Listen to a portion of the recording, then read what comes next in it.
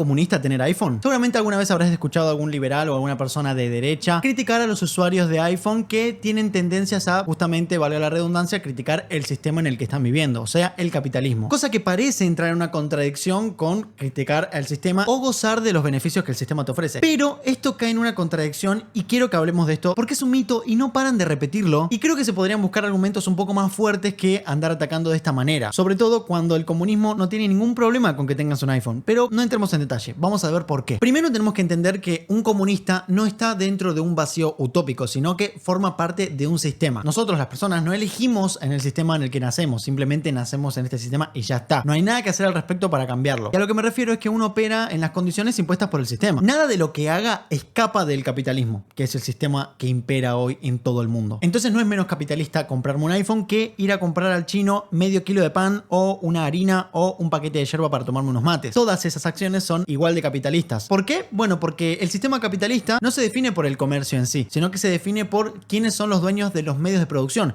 En realidad, todos los sistemas se definen por quiénes son los dueños de los medios de producción. El ismo se define por el dueño de los medios de producción y no porque haya comercio o no lo haya. Ahora, pretender que la persona que critica el sistema no adhiera o no goce de los beneficios, entre comillas, que este ofrece es algo absurdo y ridículo. Y te voy a poner un ejemplo para que sea bastante claro. Esto es como si un aldeano que vivía en el feudalismo tuviera que rechazar las herramientas hechas por siervos porque estaría avalando el sistema feudal, o pelearse con la idea de que la tierra le pertenecía al rey. No, bueno, yo estas tierras no las voy a trabajar porque le pertenecen al rey y estoy en contra de este sistema. Imposible. No tenía nada que hacer por más crítico que fuera. Y eso no lo exime de ser capaz de ver las contradicciones y las cosas malas que tiene el mismo sistema. De hecho, si pasamos a un mejor sistema que el feudalismo, fue justamente porque había gente que vivía en él y no se conformaba con los beneficios que el sistema le ofrecía. Aparte, recordemos que las revoluciones siempre empiezan de arriba para abajo, no al revés. La gente cree que las revoluciones las hace la clase baja o las clases oprimidas, y no, generalmente arrancan desde arriba hacia abajo. El último ejemplo que tenemos es la Revolución Francesa. Las altas esferas del poder son las que dan el puntapié para que después sí sigan las clases más oprimidas con la revolución. Pero volviendo a la Revolución Francesa, por ejemplo, finales del siglo XVIII, los que articularon el discurso revolucionario fue ni más ni menos que la burguesía. Se entiende teniendo en cuenta que la burguesía disponía de mayor educación y mayor tiempo para poder articular estos relatos y estos discursos, mientras que las clases más oprimidas solamente se fijan en comer y en trabajar y en vivir. Yo siempre digo que la clase baja, los pobres, no tienen tiempo ni para pensar, no tienen futuro, no tienen proyección. El futuro es mañana, es comer mañana. Lo digo porque pertenecí mucho tiempo a la clase más baja. Mi papá salía a cartonear y ni ahí vamos a estar pensando en las contradicciones del sistema ni nada por el estilo, sino que estamos pensando en comer solamente. Ellos tomaban mate cocido con pan para que nosotros podamos comer una comida con al menos algo de proteína. Entonces, claro, para la clase baja no hay futuro. El futuro es mañana. Y los que sí tienen futuro y tienen largo plazo son las clases altas, que ellos sí se pueden dedicar a articular pensamientos revolucionarios para que después eso baje y la acción y la revolución sea tomada por la clase baja y por la clase media, o sea, las clases oprimidas. Además, estoy soslayando que si tenían algún tipo de discurso articulado, esos caían saco roto, ¿no? O sea, obviamente no llegaba a ningún lado. Pero cuidado, si usamos esa lógica de que el comunista está entrando en una contradicción por usar un iPhone, por ejemplo, o sea, por comprarse un iPhone, esta misma lógica también la podemos usar, por ejemplo, para las personas que están en contra de la explotación laboral infantil. Calculo que el 99,9% de las personas que están viendo este video, sea de izquierda o de derecha o del espectro político que sea, estará en contra de la explotación laboral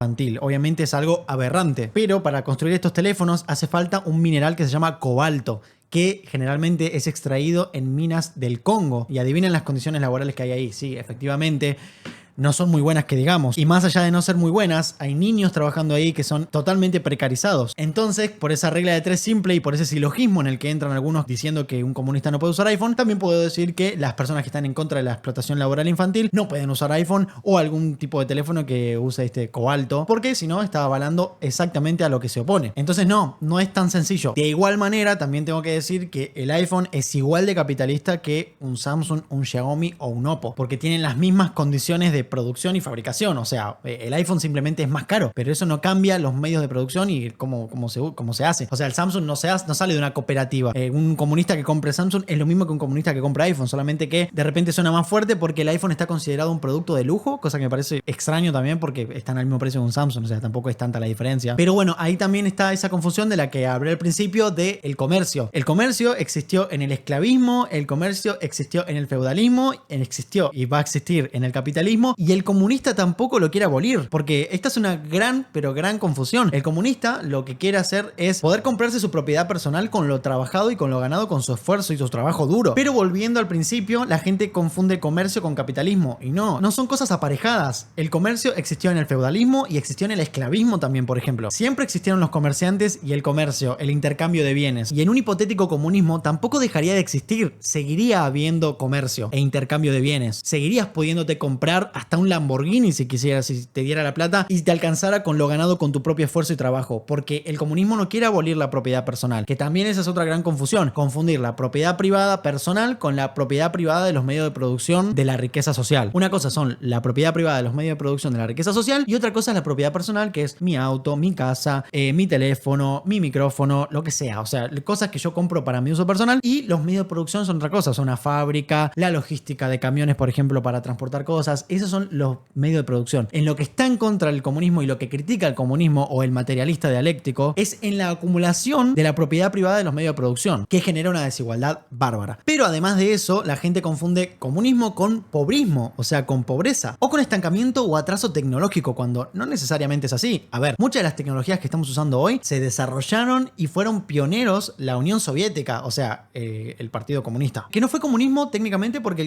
el comunismo no hay Estado, o sea que el comunismo nunca existió en la praxis real. Sí que existió el socialismo y hubo socialismos más extremos que otros, pero el comunismo como tal no, porque es un sistema y no están dadas las condiciones materiales para que se dé, y no se dio. De hecho, China, que es el Partido Comunista, es socialista en realidad, técnicamente, ¿no? Pero la Unión Soviética, por ejemplo, con Leonid Kuprianovich, desarrolló el primer sistema de radiofonía móvil. Así que si estamos usando teléfonos hoy o el sistema de radio, es gracias a un comunista. O también tantos avances tecnológicos en el mundo de la astronomía y los viajes en el espacio. Hay un montón de avances tecnológicos que fueron posibles gracias al comunismo o a la Unión Soviética. Entonces no hay que confundir comunismo con pobrismo o con pobreza. No, en absoluto. El comunismo quiere que tengas tus cosas, que seas feliz con los bienes materiales que puedas comprar con el esfuerzo de tu trabajo. Y Marx habló de algo que me parece fundamental a la hora de tocar estos temas, que es el fetichismo de la mercancía, que les recomiendo que estudien o que vean algún video. No tengo alguno a mano para recomendarles, pero el fetichismo de la mercancía es un concepto muy interesante que desarrolló Marx, que es esta idea de que no vemos en los objetos, en las cosas que compramos, en los bienes, todo el capital social que hay detrás y todo el esfuerzo humano que hay o que hubo para que ese objeto o bien sea construido o fabricado. Solamente vemos objetos y los comparamos con el valor de otros objetos, pero no vemos todo el esfuerzo de personas que hubo detrás. Entonces, un teléfono, un iPhone, por ejemplo, no tiene un valor intrínseco por tener una manzanita o por las 3 cámaras o por valer lo que vale, sino que esto fue confeccionado, trabajado y ensamblado por personas iguales que nosotros, por obreros, por trabajadores igual que vos